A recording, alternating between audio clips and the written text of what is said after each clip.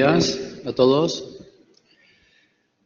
Bien, mi nombre es Francisco Rodríguez Rubio, soy el director de la Escuela Técnica Superior de Ingeniería, donde estáis.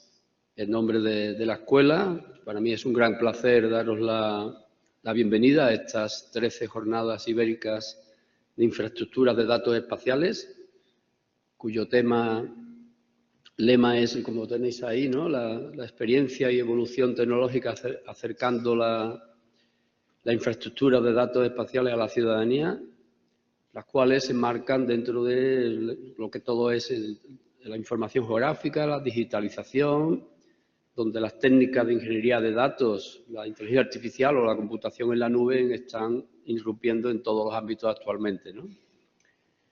Estas jornadas son también un claro ejemplo de la colaboración entre varias entidades, haciendo que el evento sea multidisciplinar. Estoy seguro que estas jornadas servirán a los participantes para conocer de la mano de los expertos participantes todas estas metodologías que he comentado y profundizar en los conocimientos sobre un área de notable interés para el futuro, ¿no? Les voy a dar unas pinceladas de lo que es la escuela, el centro donde estáis, donde se van a celebrar, ¿no? Esta escuela, que ya tiene 55 años, que empezó solamente como siendo Escuela de Ingenieros Industriales, hoy en día se llama Escuela Técnica Superior de Ingeniería y se imparten 8 grados y 11 másteres oficiales que abarcan un buen número de áreas de ingeniería. Las más importantes quizás, pues como he dicho, ingeniería industrial, ingeniería aeronáutica, ingeniería de telecomunicaciones, ingeniería de caminos, canales y puertos e ingeniería química. Todas ellas que tienen atribuciones profesionales. En la actualidad somos en la escuela más de 500 profesores, agrupados en 20 departamentos y tenemos aquí unos 6.000 estudiantes. Este centro es el mayor de la Universidad de Sevilla, somos el 10% de la Universidad de Sevilla actualmente, más o menos, y de aquí salen todos los años casi 1.000 egresados, entre todas las titulaciones, de grado, de máster, etcétera, ¿no? Somos un centro muy grande. La escuela es el primer centro en transferencia de tecnología de la universidad, y además también es, además de ser un centro de transferencia, fuimos pioneros en ello, pues también somos un centro de excelencia en investigación.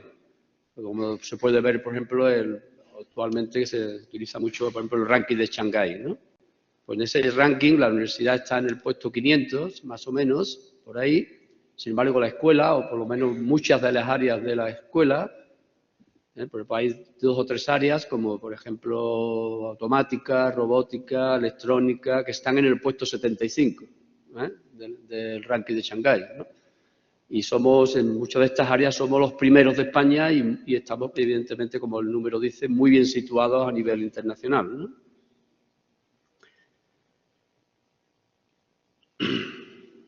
En estos días, pues también estamos inmersos, como supongo todos sabéis, o por lo menos muchos sabréis, en la presentación de la candidatura de Sevilla como sede de la futura Agencia Espacial Española. Estoy seguro que estas jornadas también contribuirán a dicho objetivo en el que estamos inmersos ahora mismo, en el cual creemos que tenemos muchas infraestructuras y tenemos casi todos los parabienes para ello, pero al final esto, pues, bueno, pues esperemos que llegue a Sevilla, ¿no? Si no, está en Madrid, que era, supongo, otra candidatura, pero que parece que el Gobierno la tiene descartada, ¿no? Y Huelva también. Y Huelva también, ¿no? No, hay muchas ciudades que se están postulando, ¿no? Pero creemos que Sevilla reúne prácticamente casi todas las condiciones que prevé el decreto y demás, ¿no? Pero bueno. Simplemente, nada más, me gustaría terminar deseándoles el mayor éxito y aprovechamiento de estas jornadas, ¿no? Muchísimas gracias. A continuación, tiene la palabra Manuel Ignacio Castaño Sousa, que es director del Instituto de Estadística y Cartografía de Andalucía. Señor director de la Escuela de Ingenieros, señor director del Instituto Geográfico Nacional, directora de Territorio, señoras y señores, muy buenos días. En nombre de la Junta de Andalucía, quiero darle la bienvenida a estas 13ª Jornadas Ibéricas de Infraestructura de Datos Espaciales 2022, que son especiales para nosotros porque no porque se celebren en Sevilla, sino porque recuperamos estas jornadas en su modalidad presencial después de 2 convocatorias virtuales, dándonos así la oportunidad de reencuentro a un importante elenco de profesionales de la información geoespacial.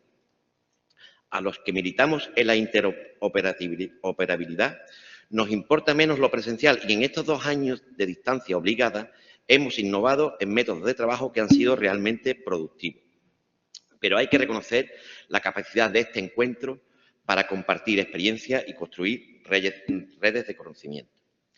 Son ya casi 20 años de encuentros IDES en España, 13 en cooperación con nuestros hermanos portugueses y andorranos. 2 de estas ediciones se han celebrado en Sevilla, la anterior en 2015. Agradecemos al Instituto Geográfico Nacional, a la Direção Geral do Territorio del Gobierno portugués y al Gobierno de Andorra la confianza por hacer a Andalucía y Sevilla sede de esta jornada. Sin duda, la candidatura se ha visto favorecida por la celebración también en Sevilla del 12º Congreso Internacional de Geomática y Ciencias de la Tierra, TOCAT 2022, que, como muchos de los presentes saben, se inaugura mañana. Querido director del IGN, querido Lorenzo, no solo se lo agradecemos, sino nos brindamos a ser sede cada vez que sea posible, porque Andalucía está llena de lugares atractivos para celebrar. Esta confianza otorgada para nosotros es un estímulo para renovar nuestro compromiso de llevar el cumplimiento de la Directiva SPIRE y de la LICIGEP hasta sus últimas consecuencias, y que implica situar a la infraestructura de datos, lo que empezamos a llamar infraestructura del conocimiento geoespacial, como pieza esencial del proceso de digitalización de las administraciones públicas para la mejora de sus servicios, muy en la línea del lema de este congreso que reza experiencia y evolución tecnológica, acercando la IDE a la ciudadanía. El Instituto de Estadística y Cartografía de Andalucía, en los próximos años, está empeñado en que la información geoespacial abierta, reutilizable e interoperable alimente el paradigma de la toma de decisiones basada en los datos, el data driving de los anglosajones.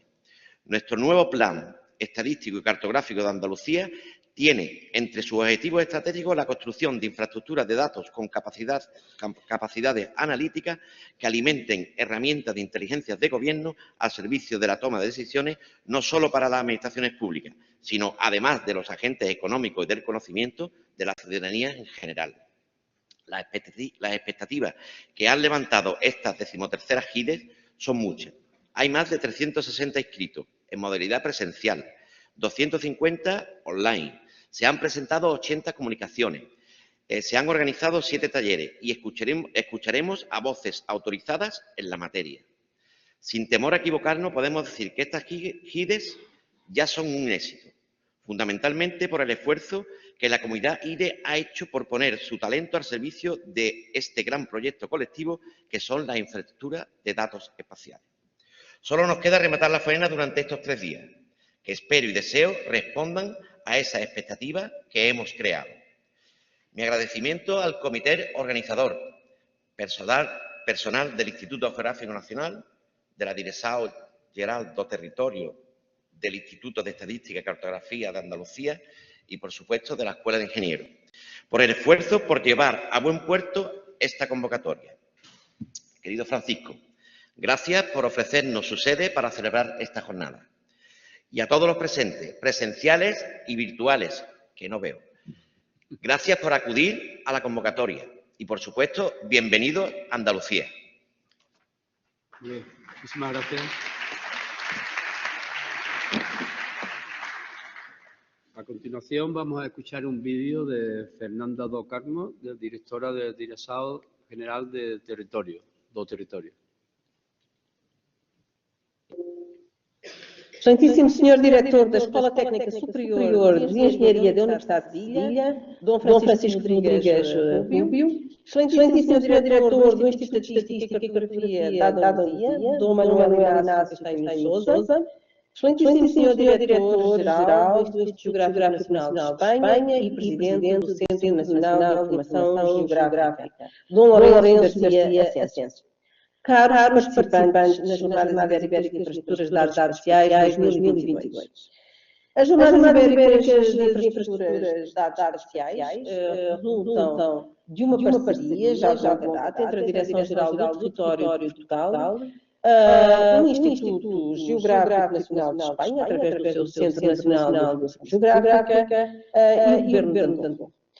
Esta colaboração começou já no ano de 2010, tem, portanto, mais de uma década de conferências regulares. Iniciou-se com a primeira conferência realizada em Lisboa. Desde então, tem decorrido anualmente entre os dois países, no geral, 2 anos em Espanha, 1 ano em Portugal.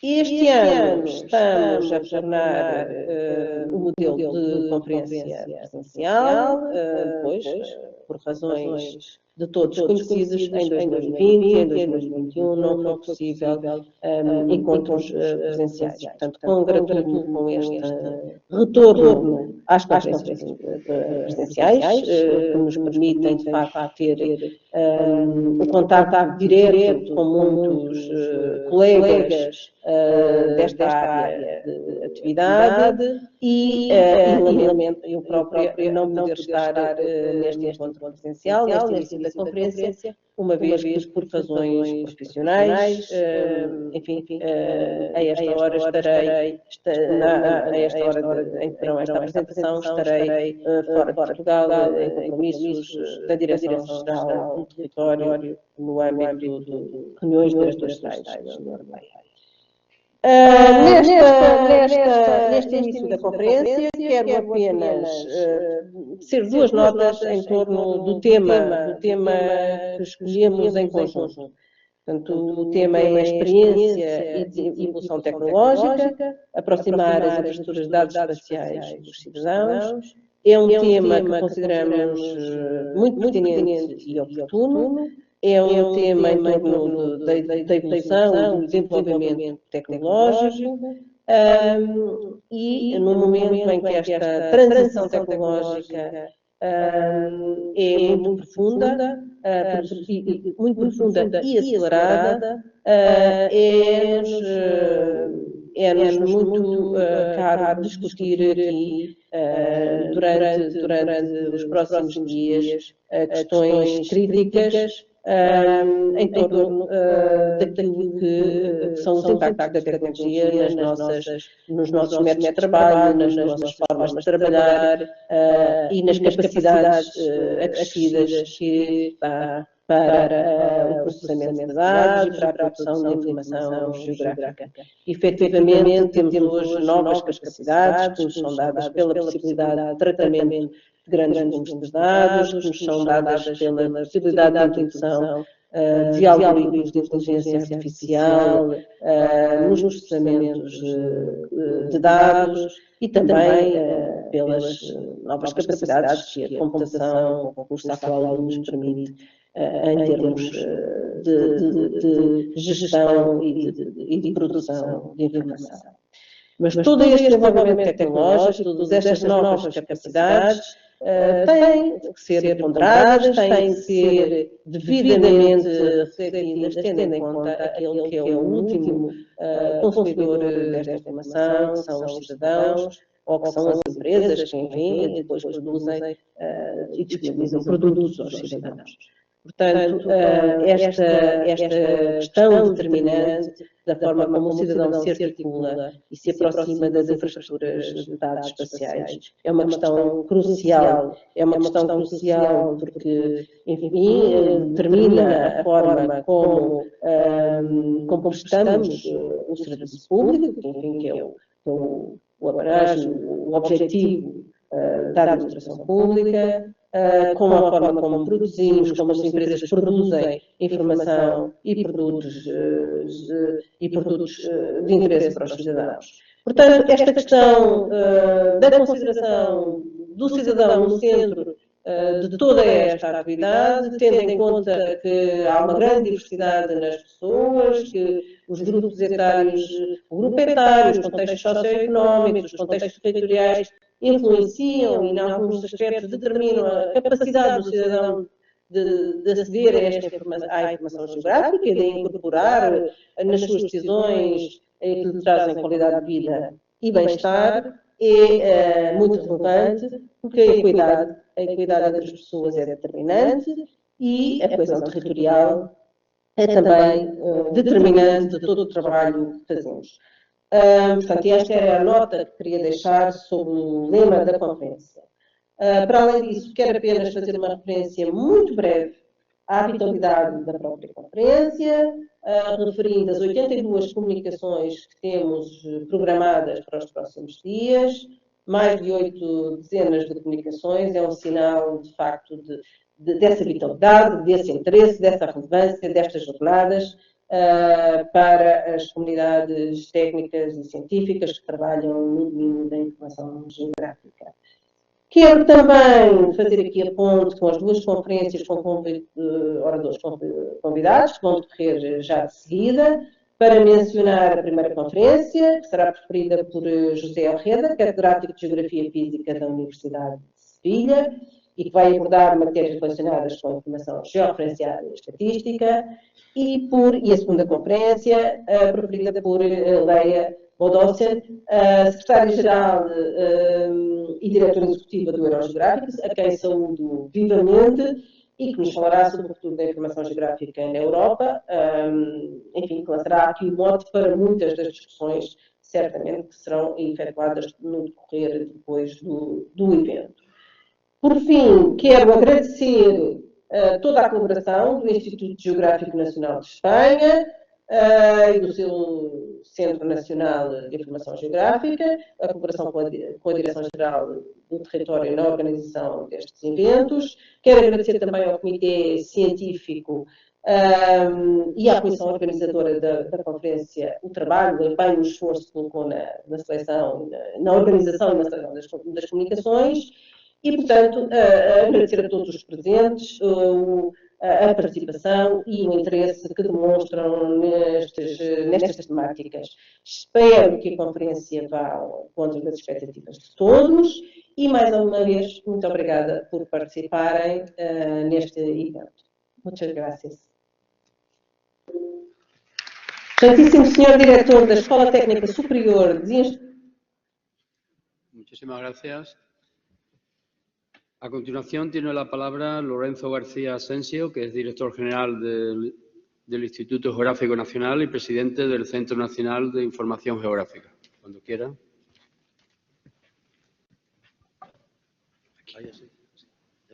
¿Ya? Buenos días. Director de la Escuela Técnica Superior de Ingeniería de la Universidad de Sevilla, director del Instituto de Estadística y Cartografía de Andalucía, representante de la Direção Geral do Territorio de Portugal, Pablo Patricio, por favor, traslada un saludo muy afectuoso a la directora general. Participantes en estas 13ª Jornadas Ibéricas de las Infraestructuras de Datos Espaciales, con un saludo especial a los que proceden de nuestros países vecinos Portugal y Andorra. En los 2 últimos años nos hemos visto obligados a celebrar este evento de manera telemática, lo que supuso un esfuerzo y un reto técnico y organizativo que, sin duda, ha merecido la pena y ha permitido la continuidad de estos encuentros y con ellos el seguimiento de los avances tecnológicos en el ámbito de la SIDE. Afortunadamente, este año volvemos a poder celebrar las jornadas también de manera presencial, recuperando la cercanía física que echábamos de menos para compartir nuestras experiencias y precisamente en una ciudad que desborda tanto encanto como Sevilla. Hace ya mucho tiempo que dejamos de hablar solo de proyectos para hacerlo también de realidades, servicios y aplicaciones que ayudan a resolver problemas actuales de la ciudadanía de todo tipo, medioambientales, administrativos, socioeconómicos, jurídicos, de seguridad y protección civil, de comunicaciones, etc. Los últimos años no han hecho más que confirmar la cada vez mayor necesidad de información geográfica actualizada y de calidad por parte de los grandes actores en el mundo, así como de las modernas herramientas que proporcionan las infraestructuras de datos espaciales para su gestión y explotación en todos los sectores de actividad pública y privada, y también para abordar los grandes retos de la humanidad. Nos encontramos hoy en día con nuevas oportunidades tecnológicas, como el Big Data, el Cloud Computing o la inteligencia artificial, que deben impulsar a las IDE a alcanzar nuevos hitos. Tampoco podemos olvidar los avances propios de las tecnologías aplicadas a la información geográfica. Recordemos, por ejemplo, las nuevas especificaciones del Open Geospatial Consortium, que facilitarán a los desarrolladores de aplicaciones geoespaciales un entorno tecnológico más amigable, integrador y actual. Y precisamente en este punto es necesario destacar la importancia del sector académico, especialmente para ver que las universidades deben jugar en la aplicación de las tecnologías a la información geoespacial. Debemos promocionar la realización de proyectos de investigación de IDE, preparar material formativo para apoyar la labor del profesorado y mejorar su implicación en los procesos de innovación y desarrollo. También la implicación del sector privado es clave, no solo como proveedores de tecnología, sino como proveedores de servicios y datos que nutran a la infraestructura y que aprovechen los recursos que les brinda para crear productos de valor añadido para la sociedad. Por otra parte, deberíamos considerar como una obligación el aprovechamiento de los fondos provenientes de planes nacionales y europeos, como los del Mecanismo de Resiliencia y Recuperación, para llevar a cabo proyectos de modernización de las estructuras de datos espaciales. En este sentido, en España, el Ministerio de Transportes, Movilidad y Agenda Urbana, a quien compete la coordinación de la infraestructura de datos espaciales de España, IDE, a través del Consejo Superior Geográfico, tiene la obligación de ser una punta de lanza en la promoción y desarrollo de tales proyectos. Sirva como ejemplo las subvenciones que el Ministerio destinará este año a las comunidades autónomas para el impulso del Sistema Cartográfico Nacional o la financiación de proyectos sobre eficiencia energética, vuelos históricos, mapas vectoriales para la web o integración de fuentes de datos de información geográfica. Los logros en materia de información geográfica abierta constituyen una referencia para otros ámbitos de la actuación pública, y no solo por ser uno de los primeros ejemplos en el uso de datos abiertos producidos en el ámbito de la Unión Europea. Solo de la fusión de información geográfica, de la conexión de los servicios de diferentes proveedores, de la compartición de aplicaciones y conocimientos y de cofinanciación de actuaciones, se puede dotar a la sociedad española de los recursos geoespaciales de calidad, oficiales, precisos, completos y actualizados que necesita para enfrentar el futuro. En ello reside la importancia de estos encuentros, que nos permiten compartir la experiencia ibérica en la integración de datos, metadatos, servicios e información geográfica a través de Internet, en las condiciones de interoperabilidad establecidas sobre la materia y de acuerdo con sus respectivos marcos legales. Recordemos que, en particular, todos debemos tener muy presente el marco legal en el que nos encontramos hoy en día y al que vamos a tener en el futuro próximo. La evaluación de la Directiva INSPIRE permitirá su rediseño y evolución, orientándola más al usuario, con mayor neutralidad tecnológica y adoptando nuevas fuentes de datos, influenciando con ello, por supuesto, y sin duda, el desarrollo de las IDE. Asimismo, la publicación del Reglamento de Datos de Alto Valor, con sus requisitos y obligaciones, suponen un nuevo impulso hacia la apertura de datos y las políticas de datos abiertos, y un reforzamiento de la importancia de la información geográfica para la reutilización y el crecimiento del valor añadido de los datos. Deseo manifestar mi satisfacción por el programa tan especial que se va a desarrollar durante estas jornadas y mis felicitaciones a los excelentes profesionales que desarrollan y evolucionan cada día tanto la IDE de España como la IDE de Portugal y la IDE de Andorra, colaborando todos los años para organizar los aspectos científicos y logísticos de las GIDE. Finalizo expresando mi agradecimiento y felicitación al comité local y al equipo del CENIC y del IGN, a quienes debemos la organización de esta, sin duda, exitosa nueva edición de las GIDE. Quedan inauguradas las GIDE 2022. Muchas gracias.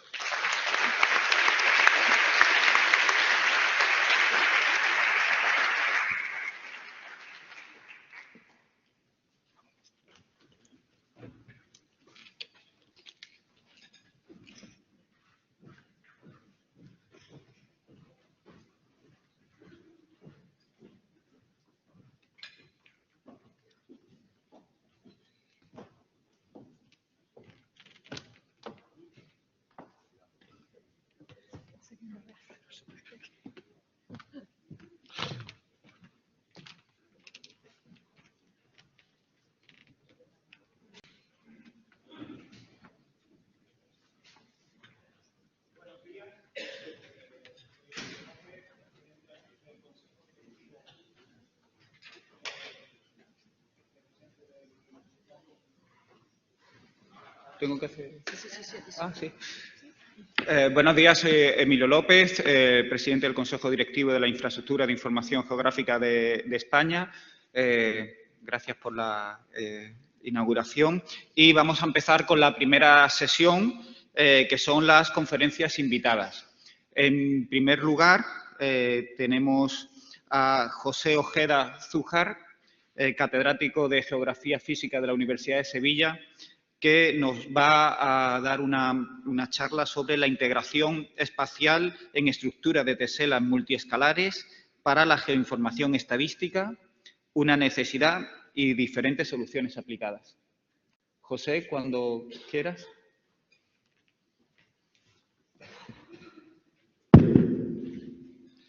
Bueno, buenos días a todos. En primer lugar, pues me gustaría agradecer, como no, al comité organizador de estas jornadas ibéricas la invitación para formar parte de este acto inaugural, impartiendo una conferencia que tiene por título, como veis en la imagen, la integración espacial en estructuras de teselas multiescalares para la geoinformación estadística, una necesidad y diferentes soluciones aplicadas. Bien, la conferencia tiene una estructura en 4 partes, las 3 primeras muy breves, una pequeña introducción sobre esta demanda creciente de información ya integrada espacialmente. Después pasaré revista a cuáles son las soluciones que se han ido dando a estos procesos de integración espacial. Me centraré específicamente sobre las peculiaridades que tienen los datos estadísticos en estos procesos de integración. Y finalmente, pues mostraré la experiencia de mi grupo de investigación, que durante muchos años hemos estado trabajando en la integración de datos demográficos, catastrales, turismo y renta, y actualmente accesibilidad en estas estructuras de teselas multiescalares. Bien, para todos los presentes en este acto es obvio que somos conscientes del incremento exponencial que hemos tenido y que hoy en día disfrutamos en la disponibilidad de datos geográficos. También casi todos estaremos de acuerdo en que las causas que han contribuido en ello son variadas, pero destacaríamos el acceso gratuito a los datos, alentado por directiva, con la directiva ISPIRE, en cuyo contexto se incluiría pues, estas jornadas ibéricas, los movimientos Open Data, Open Source, el incremento de sensores que proporcionan información, el acceso por Internet. Y esto, además, es un fenómeno que afecta a todas las escalas espaciales. Es decir, que, como anteriormente hemos visto en el acto inaugural, estamos en un contexto de Big Data, estamos en un contexto donde se exigen técnicas especiales para la manipulación de ese ingente volumen de datos que por su volumen, velocidad y variedad reciben este nombre. En definitiva, en los últimos años, en este contexto ha surgido especialmente en el Big Data espacial, es decir, en datos que llevan esa componente espacial incorporada, una creciente demanda de datos integrados espacialmente. Esta integración es esencial y además es un proceso previo y crítico, ¿no?, para el posterior análisis de muchísimos campos temáticos que demandan información multidimensional. Y en la actualidad, pues todavía esta necesidad se incrementa porque, como todos sabéis, la proliferación del uso de técnicas de inteligencia artificial, de machine learning, en casi todos ellos, en casi todos estos algoritmos, estos análisis, los datos de entrada son vectores n-dimensionales. Y de ahí el interés, digamos, de esta información integral. ¿Cómo se ha abordado históricamente esta integración? Pues dependiendo de la temática, pues hay opciones muy variadas, ¿no? Por sintetizar, yo diría que cuando los datos pertenecen al medio físico, natural o datos ambientales, las variables tienen una propiedad que es su continuidad espacial. Cada vez que me muevo en XY, cambio de valor. Y en estos casos le vienen muy bien las estructuras raster. Un ejemplo, por ejemplo, que aquí desarrolla la Consejería de Agricultura desde hace mucho tiempo es el cálculo de la USLE. Para ello necesita datos climáticos, datos de cubierta vegetal, datos derivados de modelos digitales de terreno, se rasterizan, se elige una resolución y nos proporcionan el cálculo del índice. En cambio, los datos, digamos, asociados a estructuras raster se han evolucionado muchísimo y tenemos hoy en día magníficas estructuras, magníficos ficheros, para la gestión, digamos, y el acceso a esta información multidimensional, ¿no? Y, de hecho, la propia OGC lleva ya varios años trabajando en un estándar, ¿no?, para la difusión, el acceso, digamos, facilitar el acceso a través de Internet.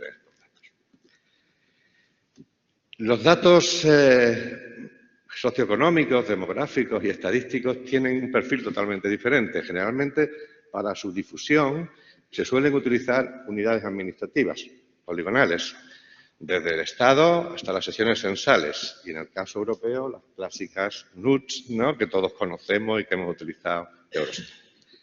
Pues bien, estos datos tienen un problema cuando hay que integrarlos espacialmente, porque son datos que están asociados a unidades poligonales y, en cambio, recogen variables que no tienen una distribución homogénea en el polígono.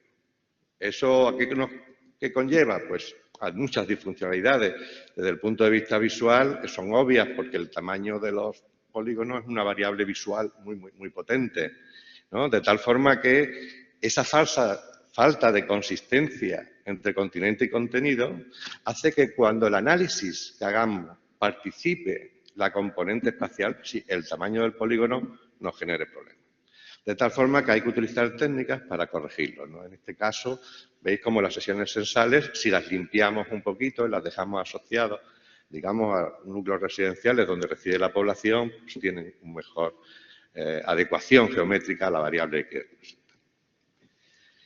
Para solucionar en parte estos problemas, también en los últimos años se han utilizado masivamente otro tipo de estructuras, ¿no?, para la integración de datos, como son las teselas regulares generadas sobre coordenadas proyectadas. Eso quiere decir que básicamente se han utilizado las tres unidades geométricas que permiten cubrir exhaustivamente un plano, ¿no?, o bien cuadrados, o bien triángulos, o bien hexágonos. Son usualmente utilizadas y están disponibles en la mayor parte de los software, tanto comerciales como open source. Cada una tiene sus ventajas y sus inconvenientes. Yo voy a comentar dos. En las teselas cuadradas, si se abordan multiescalarmente, nos parece muy interesante la propiedad de que toda tesela del nivel inferior, todas las teselas del nivel inferior estén autocontenidas completamente en los niveles superiores. Incluso esto proporciona una forma de indexación que muchos de vosotros conoceréis, ¿no? Esto no es posible con las teselas hexagonales. En cambio, las teselas hexagonales tienen una propiedad magnífica, que es su topología radial. Todos los vecinos están a la misma distancia, cosa que no tienen las teselas cuadradas, donde existe, digamos, una distancia diferente para las teselas que comparten los lados y las que comparten los vértices. Con lo cual, eso da problemas cuando queremos hacer análisis de accesibilidad o de proximidad. Ya veréis cómo lo solucionamos en la propuesta que os haré al final del grupo de investigación. Bien, pues todo este tipo de teselas regulares funcionan bien a escalas intermedias, a escalas medias, pero a escalas globales generan problemas. ¿Por qué? Cuando las proyectamos sobre el elipsoide, pues tienen áreas diferentes. Cuando hay que modelizar un proceso físico, como por ejemplo atmosférico, el albedo, esto sería un problema. De tal forma que desde esas disciplinas, pues ya se proponían estructuras de teselas, pero en este caso proyectadas directamente sobre el elipsoide, que tuviesen esa homogeneidad desde el punto de vista del área. Esto se ha trabajado mucho en los últimos años, también se utilizan teselas cuadradas, hexagonales, triangulares. Este sistema de teselas globales se le denominan Discrete Global Grid System y, obviamente, se proponen casi como un sistema de referencia alternativo a la longitud y la latitud, de tal forma que, igual que hoy en día georreferenciamos utilizando coordenadas, pues podremos utilizar también georreferenciando teselas dentro de esta estructura global. El propio OGC, desde 2017, también avanza en un, estándar abstracto sobre este tipo de estructuras y hoy en día existen muchas librerías de código abierto que permiten a los desarrolladores, pues, integrarlas en sus aplicaciones.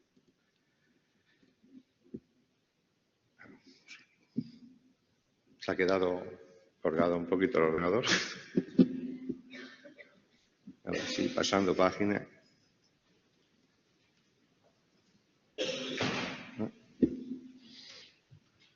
Lo siento. Ahora.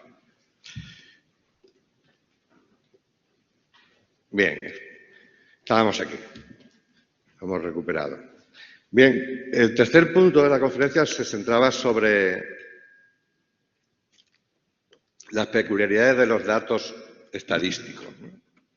Bien, los datos estadísticos, en primer lugar, son datos oficiales, con lo cual habría que extremar, digamos, un mayor rigor en todos los procesos de agregación, desagregación que conllevan estos procesos y en los controles de calidad, en los algoritmos de adscripción, que es la parte crítica de los procesos de integración, ¿no? Normalmente las instituciones estadísticas, hay muchas presentes aquí, pues tienen información muy detallada, casi a nivel puntual, ¿no? El censo, el padrón, ¿no? A nivel de dirección postal. En cambio, por necesidades de preservar el secreto estadístico, pues tienen que publicarlas en unidades administrativas. Desde el punto de vista estadístico no hay ningún problema. Si no participa la variable espacial, el tratamiento es perfecto. Cuando participe la variable espacial, pues habría que ver de qué forma se corrige esa inconsistencia entre la componente espacial y la componente temática.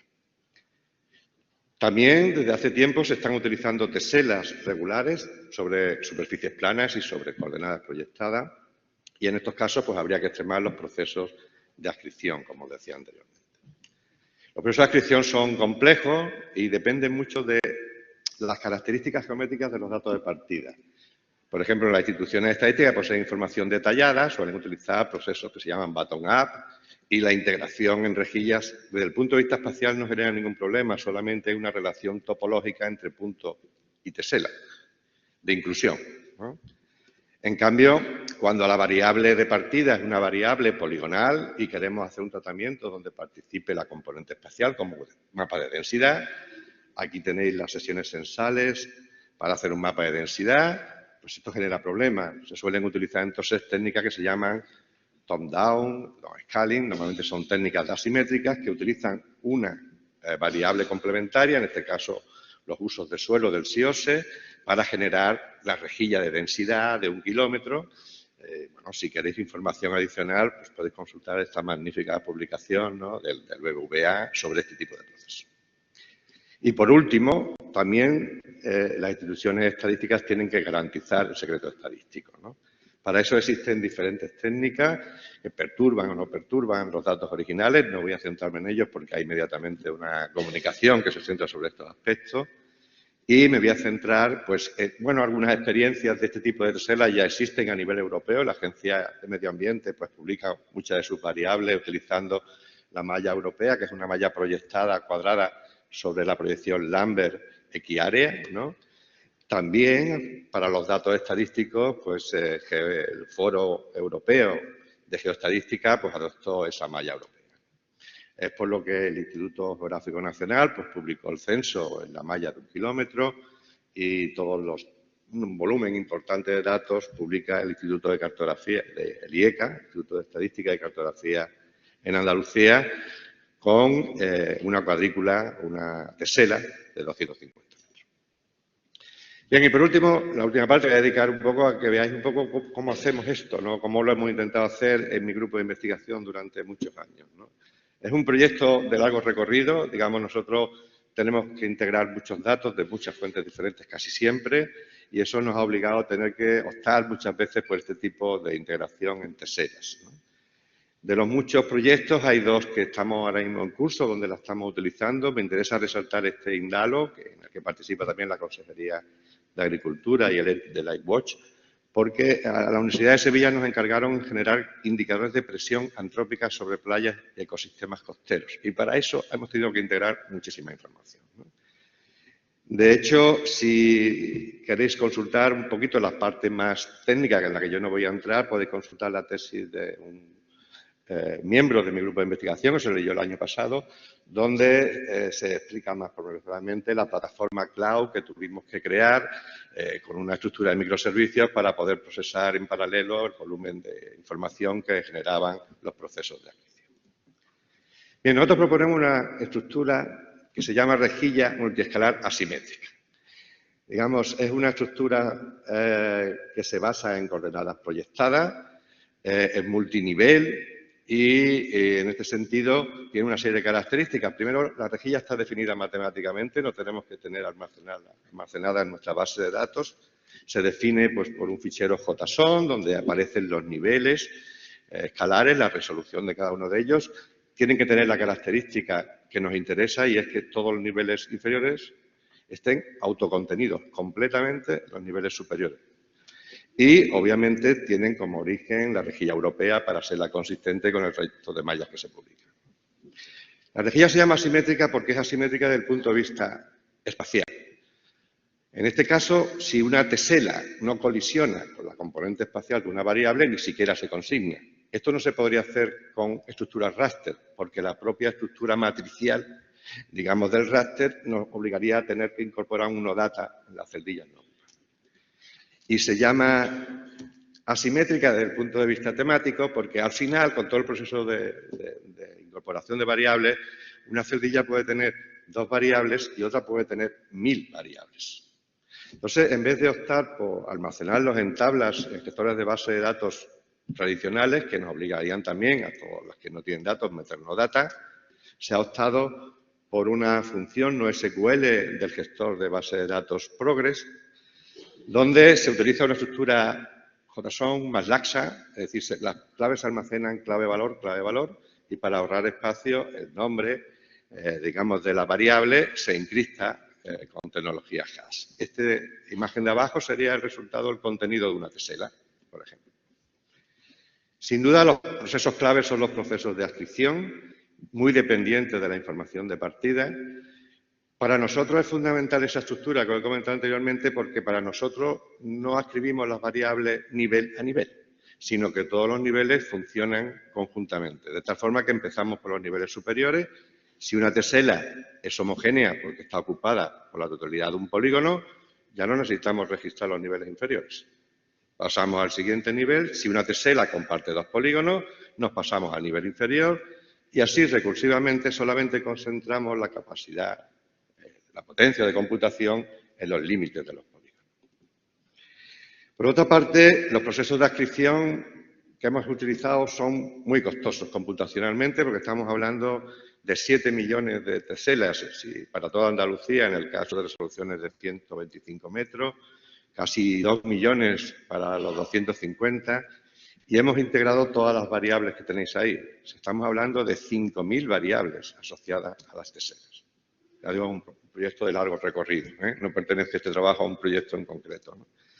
Hemos integrado todas las variables que publica el IECA en la rejilla 250.000. Esto no tiene muchos problemas en los procesos de adscripción espacial. Tampoco los tienen los del turismo, porque el registro de turismo de Andalucía nos proporciona esa información como direcciones postales, como información puntual. Pero todas las variables que derivamos de catastro, todas las variables que derivamos de la publicación de renta del INE, nos generan problemas por las que hemos tenido que utilizar técnicas asimétricas parecidas a las que os comentaba anteriormente, ¿no?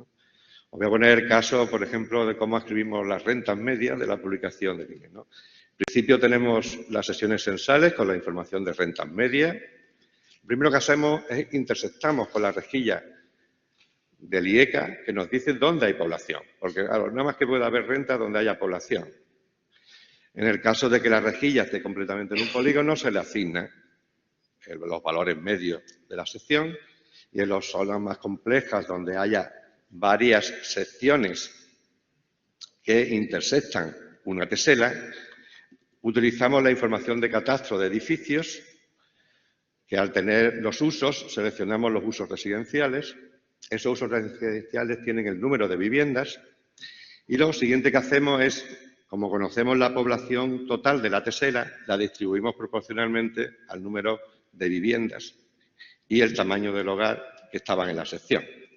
Y una vez que los edificios tienen todos los valores, pues la renta media de la tesela se calcula como la renta media de todas las secciones que colisionan con la tesela, pero ponderada por el número de viviendas de población. De tal forma que este es el resultado de esa adscripción y estamos en contacto con el IECA para poder validarlo con información más detallada que tienen ellos. Además, y de forma yo creo que muy novedosa, nunca lo había visto, integrado en TESELAS, los cálculos de accesibilidad. Sí cálculos de proximidad, pero no cálculos de accesibilidad en carretera, adscritos a la TESELA. Para ello hemos trabajado, obviamente, con un programa que permite hacerlo, que es TomTom Speed, que nos permite calcular los orígenes distintos y el tiempo de accesibilidad. Y para eso hemos colaborado con un grupo de investigación de la Universidad Complutense de Madrid. El incorporar la accesibilidad a las TESELAS las ha enriquecido muchísimamente y el número de aplicaciones se ha multiplicado, ¿no?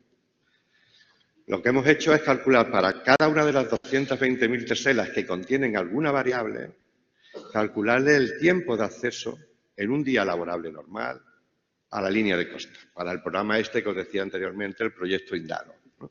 Y a su vez, para cada uno de los 3.500 puntos de la costa, se le ha calculado el tiempo de acceso a las 220.000 TESELAS que contienen información. Claro, esta información nos permite ahora trabajar de una forma muy flexible, buscando los umbrales adecuados para cada indicador, ¿no? Por ejemplo, en este caso, aquí abajo, pues podemos seleccionar una distancia de 60 metros y vemos que de los datos que existen para toda Andalucía a los que acabamos de filtrar, podemos calcular el indicador. Como veis, casi el 65% de todas las viviendas de Andalucía, casi el 64% de todas las viviendas de Andalucía están a menos de 1 hora de distancia de la costa. Pero es que el 88% de todas las viviendas con piscina comunitaria están dentro de ese rango. Bien, ¿por qué hemos puesto esta imagen? Porque este volumen de datos necesita herramientas específicas para trabajar con ella. Y para nosotros ha sido un gran acierto apostar por visores, no para difundir información, que también, sino para explorar internamente los datos, sino como, más que nada como una herramienta de trabajo. En este caso hemos utilizado la plataforma de Carto, ¿no? Y aquí, por ejemplo, se han hecho pues, una serie de clasificaciones con variables de la TESELA en Machine Learning, hemos aplicado algoritmos de Random Forest. Aquí podéis ver cómo afecta la clasificación a los diferentes niveles teselares, pero claro, nos permite ahora interactuar directamente con los datos, nos permite ver para cada categoría, para cada clase, cómo se comportan las variables que tienen debajo, o viceversa. Puedo coger las variables y ver cómo afectan a cada una de las clases. Si son visores que primero acceden muy rápidamente a todo este volumen de datos y luego permiten explorarlos internamente. Os he puesto anteriormente el ejemplo de accesibilidad de los 60 metros, de los 60 minutos de la costa para calcular estos indicadores, pero como os decía, incorporar la accesibilidad nos ha dado muchísimas más posibilidades. Podemos hacer lo mismo con cada una de las playas, con cada uno de los 3.500 puntos que tenemos en la costa, ¿no? De tal forma que podríamos buscar, utilizamos el visor para buscar cuál es el umbral, donde, como veis, los valores se están calculando siempre en tiempo real cada vez que se utiliza el visor. Aquí en este caso se ha utilizado la población total, el número de viviendas y una variable temporal, o sea, la variación de la población para un periodo. Pues podemos buscar cuál es el mejor comportamiento en función de los valores de accesibilidad y como tenemos calculado ese cálculo de accesibilidad para todas las playas, incluso podemos filtrar y encontrar qué elementos estarían a determinada distancia en tiempo de 1, 2, 3 playas para optimizar procesos de localización. Esta última imagen que os quiero presentar creo que también refleja un poco el interés de este tipo de estructuras, porque lo que hemos hecho en la práctica es como cachear, tener cacheada la accesibilidad en las TESELAS, de tal forma que ya no solamente nos permite trabajar con las TESELAS o con la información que tienen las TESELAS, sino cualquier otra información externa. Por ejemplo, las piscinas de catastro. Las ponemos encima de las TESELAS, les proporcionamos accesibilidad y aquí tenemos un visor donde podemos ver no solamente ya filtrar por accesibilidad, sino podemos filtrar por la dimensión temporal que lleva el catastro. Porque el catastro nos incluye un campo donde es la fecha en que se da de alta este objeto. De forma que podemos filtrar, por una parte, pues con datos de accesibilidad, pero por otra parte, pues podemos filtrar con datos temporales y, a su vez, una vez que definimos cuáles son los umbrales que nos interesan para el cálculo de cualquier indicador, como también hemos incorporado toda la información de unidades territoriales del DERA, pues podríamos filtrar por municipios, pues por parques nacionales, por espacios protegidos, por cualquier otro tipo de variable. Y por último, voy a enseñar una última opción para poder visualizar masivamente este tipo de datos, que es la utilización de visores con tecnología WebGL que permiten la visión tridimensional. En este caso, se ha utilizado la aplicación web Kepler GL. El visor, en este caso, funciona de forma diferente porque los datos en bruto se envían, en este caso, a la tarjeta gráfica del cliente, y es la tarjeta gráfica del cliente la que acelera los procesos de renderización con las funciones 3D de los browsers, ¿no? En este caso veréis que funciona maravillosamente, tanto para datos poligonales, como en este caso, ahí tenéis las sesiones censales con los niveles de renta para el municipio de Sevilla. Podemos igualmente pues trabajar con los procesos de teselación que hemos visto anteriormente, ¿no? No solamente es importante por la potencia de visualización, tener en cuenta que la herramienta es muy potente. Por ejemplo, ahora vais a ver, bueno, vamos a enviarle todos los edificios de Sevilla, porque como le hemos asociado la renta y la población, los podemos visualizar, ¿no? Ahí los tenéis. Son los edificios cuyo color indica la renta media de las personas que viven ahí. Si no viven personas, no hay edificios, como hemos visto anteriormente. Y por otra parte, como ya que teníamos la información, se nos ocurrió pues incorporar un elemento importante que es, aprovechando la topología lineal, buscar las barreras de renta. En este caso, lo que se expresan son las alturas, expresan la diferencia de renta que hay entre una sección u otra, tanto en valores absolutos como en valores relativos. Y ya para finalizar, pues simplemente que veáis cómo este tipo de visores pues es capaz de mover todas esas teselas de forma conjunta, sin ningún tipo, ningún problema, ¿no? Y visualizarlas en 3D, con lo cual también ofrece una técnica de exploración de los datos muy eficiente. Podemos filtrar por cada uno de los niveles escalares y ver su comportamiento. En este caso, el concepto de MAUP, que todos conocéis, estaría muy próximo a la visualización que estáis visualizando. Incluso podríamos utilizar representaciones bivariantes, ¿no? Ya que tenemos altura, por ejemplo, en este caso, el color es la renta, pero la altura es la edad media que existe en cada tesela. Con lo cual vemos patrones espaciales que es imposible de visualizar con otro tipo de tecnología. Y para terminar, pues simplemente me gustaría decir que estamos ahora mismo intentando desarrollar un nuevo convenio con el Instituto de Estadística y Cartografía de Andalucía, donde a las 220.000 teselas, digamos que donde tenemos integrada la información, pues calcularle los datos de accesibilidad, en este caso para las 15.000 teselas donde existe algún tipo de servicio público. Y nada más, muchísimas gracias por vuestra atención y espero que haya sido de vuestro interés.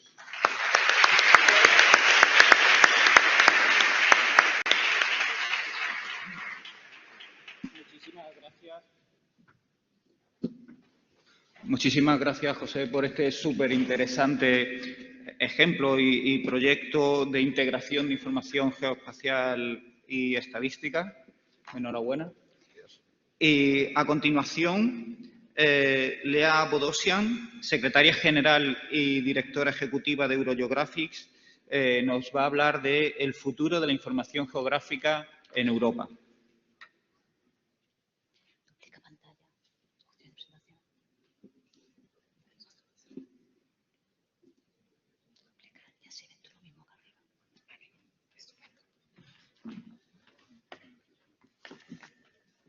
Buenos días, gracias Emilio. Es un descanso hablar después de usted. Muy buenos días, soy Lea Bodosian y me gustaría agradecer a los organizadores de este evento hoy día por invitarme y también por felicitarlos por ser tan atrevidos. Atrevidos porque eso es la primera vez de toda mi vida que yo hago una presentación en español. Si algo bien sale, será gracias a la señora Carmen Garnier, mi profesora de español de hace más de 35 años antes. Y si nada bien sale de esta presentación, pues es mi culpa por no haber escucharla suficiente. Y en segundo lugar, los organizadores me pidieron que hablara sobre el futuro de la información geográfica en Europa.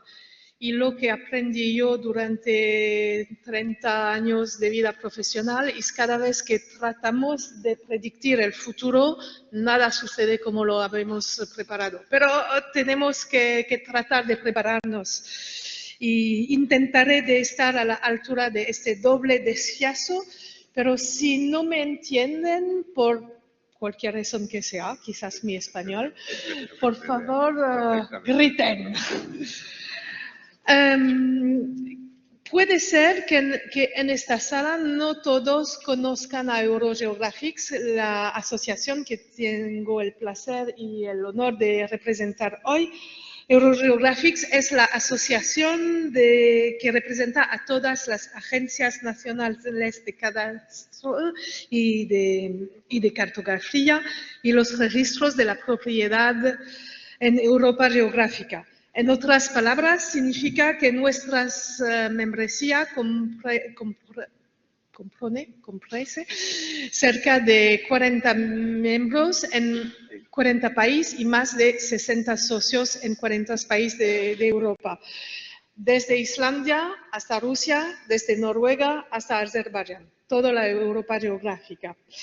Y hay una frase de nuestro presidente que a mí me gusta mucho y que es: como agencias nacionales de cartografía y catastros, seremos juzgados por el impacto que tengamos. Y de hecho, nuestros miembros tienen un impacto tremendo en la vida de los ciudadanos. Son responsables de la cartografía, del catastro, del registro de la propiedad, apoyan las acciones de medio ambiente, estudios aéreos, respuestas de emergencia a desastres naturales y a situaciones de pandemias, etcétera, etcétera. Existe una frase muy popular que se encuentra aún en Wikipedia, que es que hay más de 80% de las políticas públicas que tienen un componente geoespacial. A mí no me gusta tanto esta frase porque no sé de dónde viene este 800%. Si hay alguien en esta sala que sabe, por favor, dímelo. Y yo prefiero muchísimo el eslogan de uno de nuestros socios, que es "Everything happens somewhere". Todo sucede en algún lugar, en algún sitio. Y nuestros miembros son encargados de hacer que algún sitio, algún lugar sea confiable, autorizado, oficial. Y no es necesario subrayar cuánto necesitamos todos datos confiables hoy en día. ¿Qué hacemos en Eurogeographics? Hacemos tres cosas. La primera cosa que hacemos es intercambio de conocimiento. Organizamos conferencias, seminario web, talleres. Estamos fin de octubre, habemos organizado más de 30 de estos este año, con más de 1.500 participantes únicos, que eso es un gran éxito. Y acabamos de firmar un acuerdo con las Naciones Unidas para hacer que los resultados de este intercambio de conocimiento sean disponibles a un nivel más global, y eso para promover la excelencia europea y que es la excelencia de nuestros miembros. El segundo pilar de nuestras actividades es la representación. Se llama también el lobby, pero no se puede decir. La representación es coordinar la respuesta de nuestros miembros cuando se está preparando un reglamento, una directiva, para que las agencias nacionales hablan de solo una voz en los textos que les van a afectar. También tenemos un sitio de observadores en el grupo técnico de las Naciones Unidas sobre la información geográfica. El tercer pilar de nuestras actividades es un poquito menos usual, coordinamos la producción de conjuntos de geodatos transeuropeos oficiales, es difícil, y les proporcionamos a la Comisión Europea y a sus agencias. Y después de adaptación también le proporcionamos a las Naciones Unidas. ¿Quiénes son nuestros socios? ¿No? ¿Aquí? Sí, quizás. En la península. Tenemos 3 socios en la península. DG Territorio en Portugal, y acabamos de oír a la señora Fernanda de Carmo. Tenemos IG en España y también tenemos Cadastro. Pero tengo que decir que la península es muy activa en nuestra asociación, porque siempre hay un miembro, desde que empiezo, hay un miembro español en el Consejo de Administración, Amalia, y ahora Emilio, que es mi jefe. Así, gracias Emilio. Y así es como la península participa activamente en la asociación. Y también participando en los talleres, participando, dando datos, etcétera, etcétera. ¿No? ¿Sí? He hablado de los usuarios de datos europeos. ¿Quién son? Son la Comisión, todos los servicios y agencias de la Comisión Europea. Tenemos un contrato con Eurostat y a través de este contrato todos los servicios de la Comisión pueden acceder a los datos de nuestros socios que han sido transformados para estar autorizados, paneuropeos, oficiales, etc. Tenemos otros usuarios que son organizaciones comerciales, tercer sector, academia, y tenemos las Naciones Unidas que también utilizan estos datos a través de SALB, Second Administrative Level Boundaries, límites de segundo nivel administrativo. No sé por qué siempre hay menú, ¿no? Sí. ¿Y qué están haciendo Europa con la geodata? Hace unos meses hicimos un interesante ejercicio. Pusimos toda la gente dentro de una sala virtual por causa de COVID, y le preguntamos qué están haciendo con los datos de los miembros, de nuestros miembros, y qué desean por el futuro y qué va a estar el futuro. Y hay 4 grupos de utilización con los datos, que uno le ha mencionado, es por la integración con estadísticas, por necesitas estadísticas. Otro tipo de acción es creación de políticas. Tercero será la monitorización de las políticas. Y el último es la vigilancia. Puede ser la vigilancia de fronteras, por ejemplo. Aquí son unos ejemplos, quizás un poquito, sí, se puede leer, un poquito más real, un poquito más reales. Detallados, sí, gracias. Y hay un ejemplo que a mí me gusta mucho. Hay un señor de la agencia de la autoridad alimentaria, European Food Safety Agency, de la Seguridad Alimentaria Europea, que él necesita saber cuáles son los flujos desde los aeropuertos europeos. Por ejemplo, si hay una cargación de plátanos, bananas, una carga de plátano que llega en un aeropuerto europeo, él necesita saber cuáles son las carreteras y autovías desde este aeropuerto en caso que las plátanas son enfermas, y para saber cómo va a distribuir las enfermedades y cómo las enfermedades van a comunicarse a otras plantas en Europa. Y él necesita informaciones geográficas para modelizar estos flujos. Me parece muy interesantes, pero hay montones y realmente montones de uso del geodato.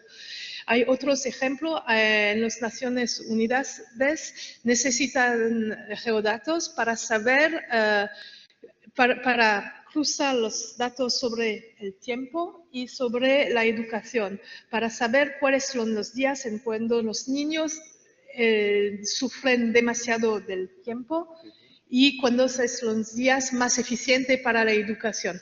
Así hay una infinidad de uso de geodatos. Cuando hablemos de geodatos europeos, tenemos aún más solicitudes. La primera cosa que tenemos que entender es que, y es especialmente difícil para alguien como yo, es que realizo que soy antigua. Pero los usuarios ahora de geodatos son casi todos nativos digitales. Ellos son totalmente acostumbrados a hacer eso y cambiar de escala a todo el tiempo. Es muy difícil quedar nosotros en el mismo ritmo que los usos que han aprendido los nativos digitales. Ellos necesitan datos que siempre está actualizado. Necesitan datos de gran escala. Ahora estamos empezando un trabajo para trabajar a un conjunto de datos de 10.000 de escala, pero yo estaba escuchando en una conferencia hace 2 semanas y la gente estaba diciendo, oh, lo que estamos necesitando es una precisión de 3 metros. Sí, necesitan también dato oficial, necesitan datos armonizados, porque es importante que cuando hablemos de un conjunto de datos paneuropeo, las carreteras, las autovías alemán y las autovías de Albania no son los mismos, no tienen las mismas definiciones. Es importante hablar de las mismas cosas. Es importante también hacer, ¿cómo se dice? El edge matching. Casar los límites. Casar los límites de fronteras. Siempre hay algo de una boda en España. Y también, sí, es difícil por la armonización, la boda, y también necesitamos hacer geodatos sin costura para que sea fácil de utilizar para la gente. En Eurographics tenemos 5 tipos de conjuntos de datos y estos son geodatos topográficos de elevación y también habíamos empezado a hacer un conjunto de Open Cadastral Map, especialmente con la ayuda de España. Y en general la gente dice, no estamos tan buenos, no estamos tan buenos. Así yo tengo que decirlo de manera objetiva, España lo hace bien en muchos lugares y en cadastro especialmente. Y no lo digo eso porque estás sentida aquí, Amalia. ¿Qué pasa con el futuro? Pues con el futuro va a ser abierto. De estos todos conjuntos ya tenemos 4 que están abiertos. El último que no se ha abierto es Euroboundary Maps, que es de uno de 100.000 y que es las límites administrativas y ha mencionado los NUTS. Es con esto que se construyen los NUTS con Eurostat. El futuro va a ser abierto. Y el futuro va a ser con cambio de modelo. Y ahora voy a hacer una citación de otra persona, que es que quisiéramos queremos los mejores mapas posibles con los datos oficiales existentes, pero no podemos hacer todos los mapas por Eurogeographics. Hay los datos, nuestros socios, nuestros miembros producen los datos y le hacen muy confiable. Hay los usuarios tienen montones de usos de los datos y nosotros, Eurogeographics, somos al medio, pero no podemos hacer todos los mapas, no es posible, no es físicamente posible. Lo que podemos ser es habilitadores. Podemos inventar, pensar en los herramientas necesarias y podemos poner estos herramientas disponibles a los usuarios. todos estos conjuntos de datos que he mostrado antes, le ponemos disponible a los usuarios sobre una sola plataforma. Lo que hacemos también tratando de hacer este conjunto de datos de gran escala, estamos utilizando herramientas hechas por nuestros miembros para la generalización, para el edge matching, etc. Y eso, si en el futuro no podemos producir el conjunto nuestro, podemos dar estas herramientas a los usuarios para que lo hacen. Otro tipo de futuro de elemento que saber para el futuro, y también lo ha mencionado, a mí me parece que estamos en una edad de oro de las geoinformaciones. Hay mapas en todas partes. En mi red social, eso es viene de una parte muy fiable, muy confiable, es mi red Facebook, porque a mí me gusta mucho el té y así yo encuentro de manera muy regular mapas a propósito del té. Esto la encuentro divertido. La gente ahora mismo está usando tener mapas. Hay montones de aplicaciones para hacer mapas caseras. Y eso es verdadera una edad de oro. También hay más de 10 millones de apps disponibles en todas las tiendas internet, pero hay más del 70% de estas aplicaciones que tienen un elemento de geolocalización. Eso significa que la cantidad de geoinformación disponible es increíble. Nunca tuvimos tantas informaciones geográficas. Pero hay un gran desfase, es el desfase que todos conocemos, barato, bueno y rápido, que es posible haber dos de estos elementos al mismo tiempo, pero que es imposible siempre haber los tres al mismo tiempo. Puede ser bueno y rápido, pero no va a ser barato. Puede ser barato y rápido, pero no va a ser bueno, etc. Eso es uno de los grandes desafíos para todos, para nosotros en Eurogeographic, pero para todos en las agencias cadastral y cartografía también. Y para finir, yo me gustaría compartir una anécdota con vosotros. Me fui a ver un espectáculo unas semanas antes y en un cabaret. Cuando me fui a pedir nuestras bebidas, el camarero me preguntó a qué me dedico. Así no voy a decir al camarero los 3 pilares de actividades. Y le digo, yo hago carta, para simplificar. Y por supuesto, él entendía que yo hago carta de tarot. Y ya a lo largo de la noche había un montón de gente que, ¿puedes pedirme el futuro, etcétera?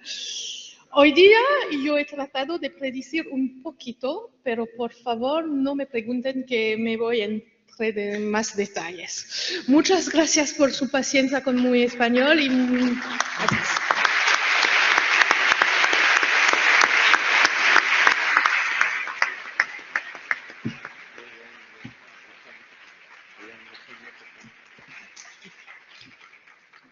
Muchas gracias, Lea, por la visión. Y bueno, pues ahora tenemos la pausa para el café. Muchas gracias a todos, tanto a nuestros mayores y a nuestros conferenciantes, por ajustarse al tiempo, que eso ayuda siempre mucho a la organización. Gracias, Emilio. Tú lo has hecho posible. Me ha encantado muchísimo. Gracias. De verdad.